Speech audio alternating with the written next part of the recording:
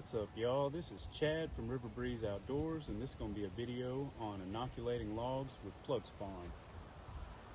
Today I'm going to be using mostly stuff that you can get from Walmart. You're going to need a little crock pot that I have set to low, keeping the wax warm. You're going to need a drill and some electrical tape.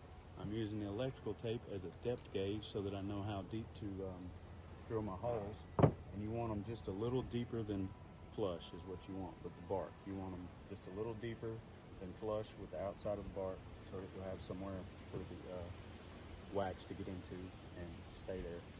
You're also going to need a hammer, and you're going to need some kind of applicator to put the wax on. I'm using some brushes that I picked up from Walmart, a little chalk and a wax brush. Also, these were just about $3. I'm using some white tea lights, unscented, that I'm popping out of these little foil tins. They'll just pop right out of there. You can pop them in your crock pot and melt them down. That's about the most cost-effective way that I've found to just do a few logs. You're also going to need plug spawn, which you can order plug spawn from like a company like Northspore. I recommend Northspore because I use some of their other products, and they make great products and they're great to deal with. This plug spawn I made myself. This is chestnut mushrooms, Foliota adiposa, and it is on some hardwood dowels from the hardware store. And these are fluted dowels. They have little grooves in them that help hold the glue, but it also gives a little spot for the mycelium where it doesn't get mashed up when you drive it into that log. So it kind of protects the mycelium that's down in those little grooves. So, and the ones you buy, as far as I know, the ones you order and buy online, they're going to be fluted like that. They're going to have little grooves in them, and that's what you want. Lastly, you're going to need some logs. Now, these logs that I'm using today, they are just off some storm damage, trees that tornado blew down. And what you're looking for, most people that go out and cut logs on purpose for this, they're going to use logs that are around 6 inches diameter because they're easy to deal with. These are a little bigger, but what it is, it's forked sections of the trees that I cut up for firewood, so they don't split well, so it's a good way to use them. And ideally, you're going to get your wood from a tree that has been recently felled, where other funguses haven't taken it over already.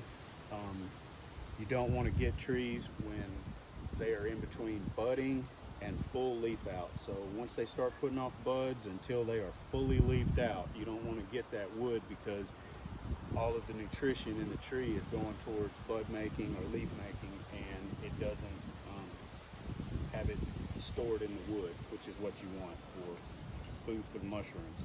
So the bark also needs to be fully intact. When you put your plug spawn in, or if you're using sawdust spawn, whatever kind of spawn you're using, when you put it in there, that mycelium is going to run underneath the bark out like roots. And in that layer between the bark and the wood, that's where that mycelium is going to run. So you got to have the bark on there and intact also.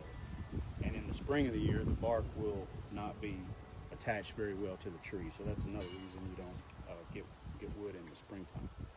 But all right, well, let's get started.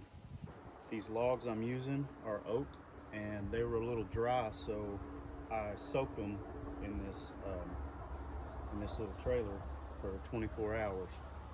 And then I drained the water off of them, and I've been letting them sit here for a few hours just to get all the excess water off the outside, so it'll soak up the wax a little bit. But if you've recently cut your wood and within just a couple of weeks it's moist enough, if you've recently just cut the tree, it's moist enough to where you don't have to soak it.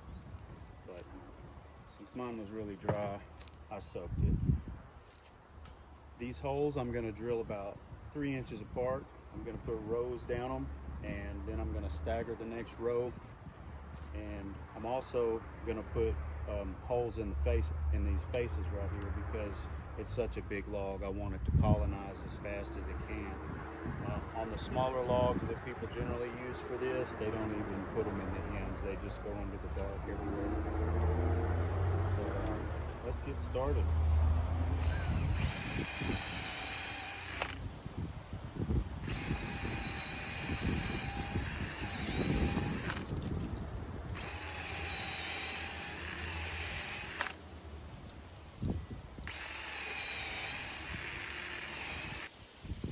When you drill these holes, go about halfway in and then back your drill bit out, and it'll clean these threads out. It makes it a lot easier. See it all come out of there. All right. Now, take some of these nice plug spawn. See all that fluffy mycelium in there?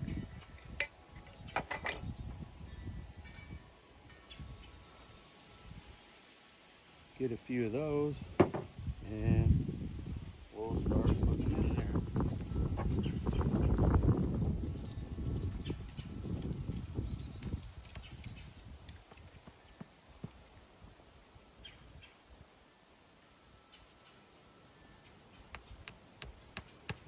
Just tap them in. All right, now that I've got all my plugs in, it's time to put the wax on them. Make sure you blow all the sawdust, brush it out of the way. Maybe get some of the, if you got a lot of moss, go ahead and pull it out of the way. And now I'm gonna get my little brush out here and right in the wax.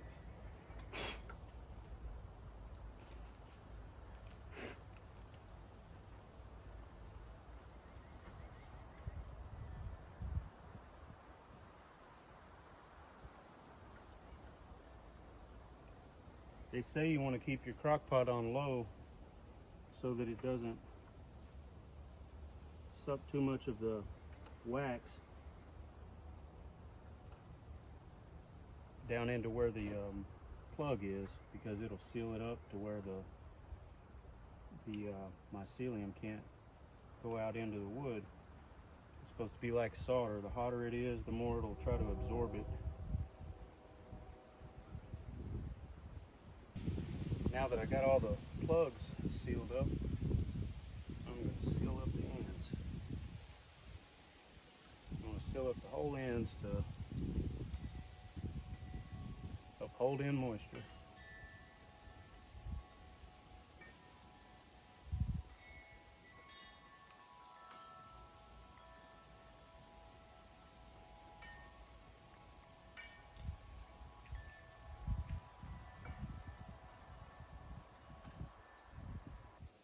All right, now that it's fully sealed up, I'm gonna do the same thing with the other two logs, and I'm gonna carry them over here and stack the 3 up on some wood to keep them up off the ground and let them incubate for a whole year. And then hopefully they'll fully colonize, and by next year I'll be able to partially bury them in the ground, bury them about this deep, and hopefully next fall maybe have some fruit.